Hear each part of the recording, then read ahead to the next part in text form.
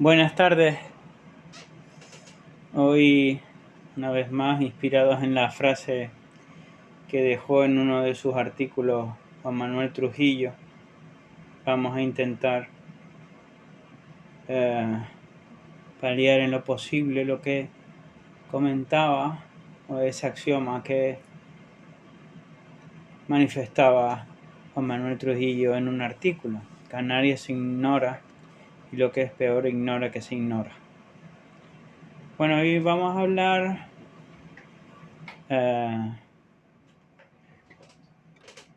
de una de las comedias de Lope que se llamó la comedia de San Diego de Alcalá. En esta comedia, sobre todo en el Tratado Segundo, se trata el hecho de que el santo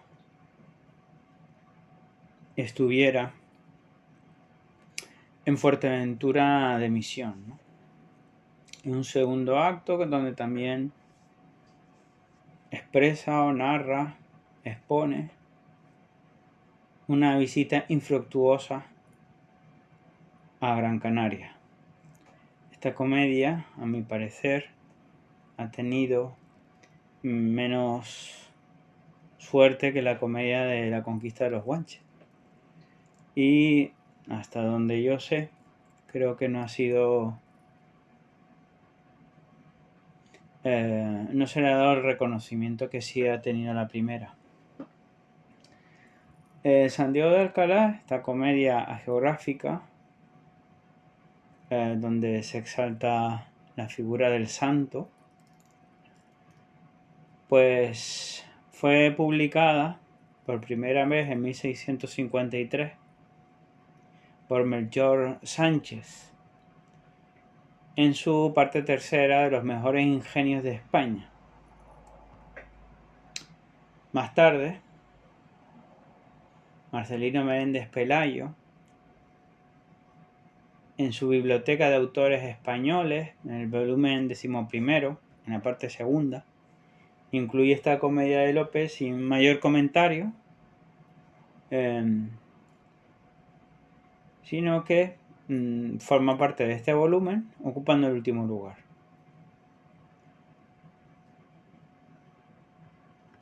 Tampoco Lope de Vega no menciona su obra, o esta obra, en las dos listas de obras que reconoce en El peregrino en su patria, la lista de 1604 y la lista de 1618. Aunque como él mismo afirma en el prólogo, hay muchas de las que no me acuerdo. Bien, en tiempos de Lope existía ya varias biografías del santo.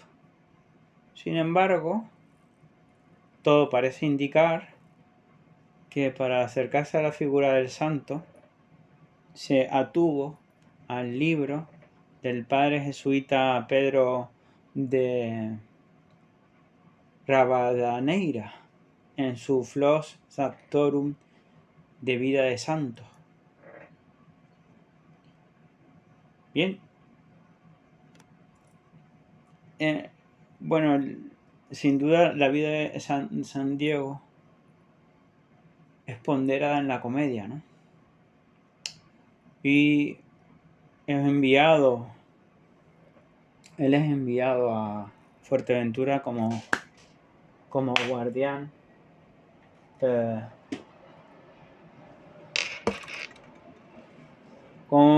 del convento de Santa Ventura en Betancuria, junto a Fray Juan de Santorcaz. Mientras que San Diego es un fraile lego, es decir, no ordenado sacerdote y del que no se presume gran formación.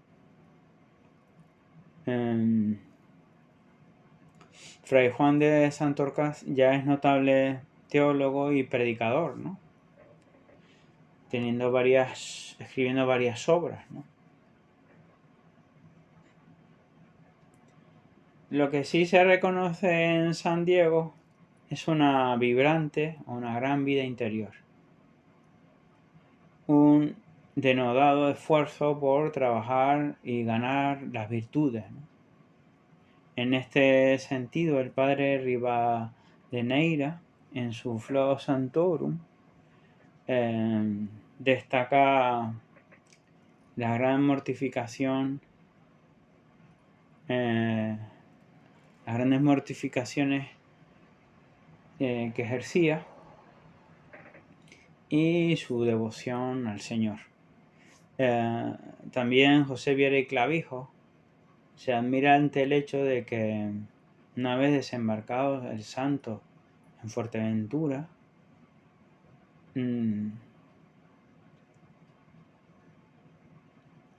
se echó al hombro una cruz, una pesada cruz que traía consigo y la llevó hasta la iglesia, hasta el convento, dejándolo allí la colocó, ¿verdad? Dicen que esa cruz estuvo hasta el desmantelamiento del convento, en que los vecinos pues se fueron llevando las reliquias, ¿no? Hasta que no quedó nada de la cruz. Y también Viera Clavijo destaca su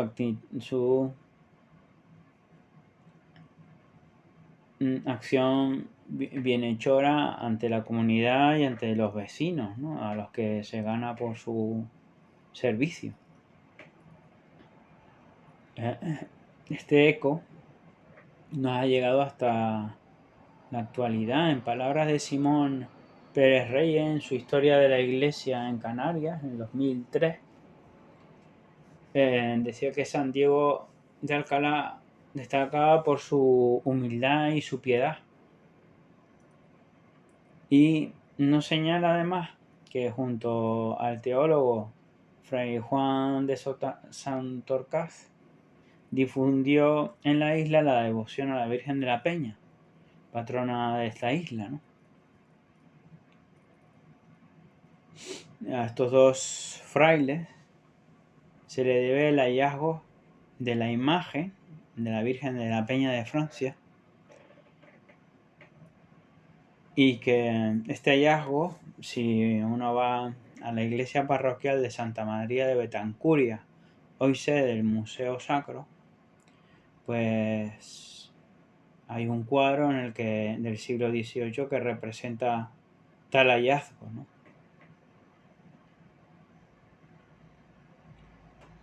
José Viera y Clavijo relata los pormenores de este hallazgo en el capítulo titulado Disertación sobre la aparición de la imagen de Nuestra Señora de la Peña en Fuerteventura, en sus Noticias de la Historia General de las Islas Canarias. Así pues, no se puede negar que San Diego de Alcalá pues deja su impronta en la isla, ¿no? Por otra parte, Lope de Vega también pues ensalza la figura del santo. Y en este sentido es interesante comprobar como en el primer acto se ve al santo conmovido o condolido cuando va cortando las flores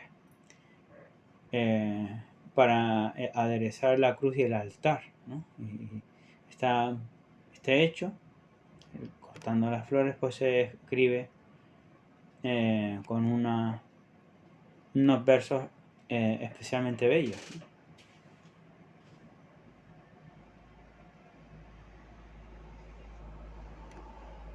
Bueno, leída por parte de Lope de Vega la figura de San Diego de Alcalá en el Flow Santorum del padre Rivadeneira, pues pierde esta experiencia lectora en el cauce de la Nueva Comedia, que se expone en el Arte Nuevo de Hacer Comedia en 1611. De tal manera que efectivamente, por nombrar algunas características de la comedia, en Santiago de Alcalá los personajes hablan en el idiolecto que les propio a su condición, ¿no? La obra se divide en 3 actos. Se respeta la unidad didáctica, en la unidad temática, en el sentido de que se cuenta de forma cronológica la vida de Diego de Alcalá. Se apuesta por un lenguaje natural, bello, sin concesiones a la retórica, sin artificio, además de un desarrollo del espectáculo teatral sin extravagancias ni excesos en el aderezo teatral, de tal manera que el desarrollo de la obra, tanto en el fondo como en la forma, llega al espectador y llega y el espectador no tiene que hacer un gran esfuerzo para su interpretación, ni se salta el principio de la verosimilitud, de tal manera que el éxito de la comedia está garantizado. También quiebra el principio clásico de la unidad del espacio, ya que la acción transcurre entre Sevilla, Fuerteventura y Alcalá de Henares. Y estos cambios en el espacio no están acompañados de grandes acotaciones, sino que se apoyan en el diálogo de los personajes. Las acotaciones suelen ser muy breves, indicando la salida y entrada de personajes, así como a ciertas indicaciones del vestuario. Pero no son acotaciones especialmente complejas, más bien muy sencillas, ¿no? Como hemos dicho, el éxito de la comedia nueva está basado en la forma, en la sencillez expositiva, en el lenguaje, pero también, como es propio de Lope, en la pulsión emotiva, ¿no? Hay que tocar el corazón del espectador, de tal manera que hay diálogos especialmente emotivos, ¿no? Que pueden tocar la sensibilidad del que lo ve. De tal manera podemos aludir, por ejemplo, en el primer acto al diálogo entre Juana, Mesia y Lorenza, o al asunto amoroso tratado en el segundo acto entre los naturales de la isla, o sea, los aborígenes, entre Clarisa, reina de Gran Canaria, Tanildo, príncipe de las islas, y Lisoro y Liroso. Y también en el último acto es emotivo pues la sensibilidad que tiene San Diego de Alcalá por los pobres, en concreto es emotivo el comentario que hace uno de los personajes, el soldado, que puesto en que sumido en la pobreza encarna pues la virtud de haber servido al rey, ¿no? El honor, la gloria, todo esto, ¿no?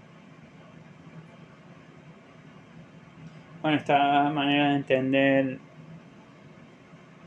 la comedia fue muy criticada por los eruditos del momento porque le acusan de hacer concesiones al vulgo, ¿no? En estas concesiones también es interesante el hecho de que Lope se apoyara muchas veces en la canción y en el baile, cosas que son propias del gusto popular. Por ejemplo, en el segundo tratado se cantan y se danzan los versos de la Canaria Lira, ¿no?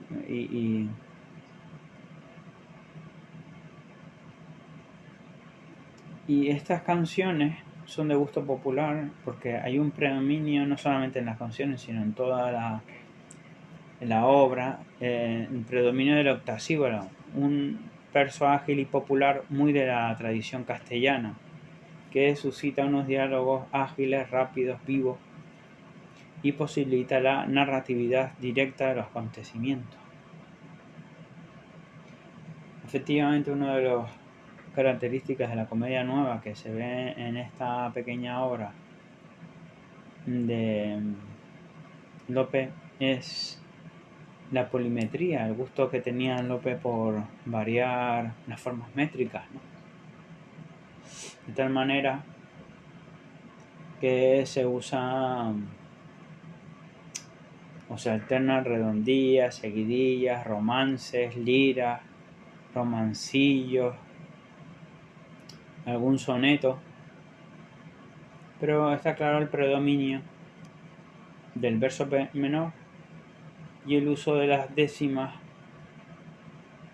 para los fragmentos cantados o bailados, y que tienen que ver con el asunto de la presentación de que es amorosa o de penas, ¿no?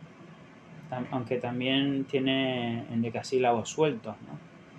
También usa octavas, endecasílabos sueltos y sonetos, que son propios de la tradición italiana, pero hay un claro predominio del octasílabo, ¿no? Bueno, como conclusión habría que nombrar que, y es interesante ver cómo Lope traslada a las islas una manera de entender la conquista y unas expectativas sobre las islas. De tal manera que muchas veces describe a los aborígenes canarios con flechas y plumas y arcos, cosa que es totalmente irreal y que no es histórico. Pero vemos como hay una proyección imaginativa sobre lo que se iba a encontrar en las islas. Lo que sí es cierto es que estos pueblos, tal y como los narra Lope, los presenta Lope, son muy hostiles a la conquista. Esto puede ser de los ecos probablemente que le habrían llegado sobre el hecho de que los aborígenes despeñaran en Gran Canaria a monjes mallorquines, ¿no?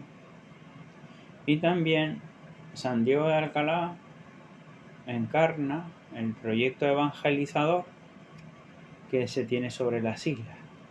Producto de este proyecto evangelizador es la devoción en la isla de la Virgen de la Peña de Francia, en la isla de Fuerteventura, que llega hasta nuestros días. Pues como mera introducción yo creo que aquí podemos dejar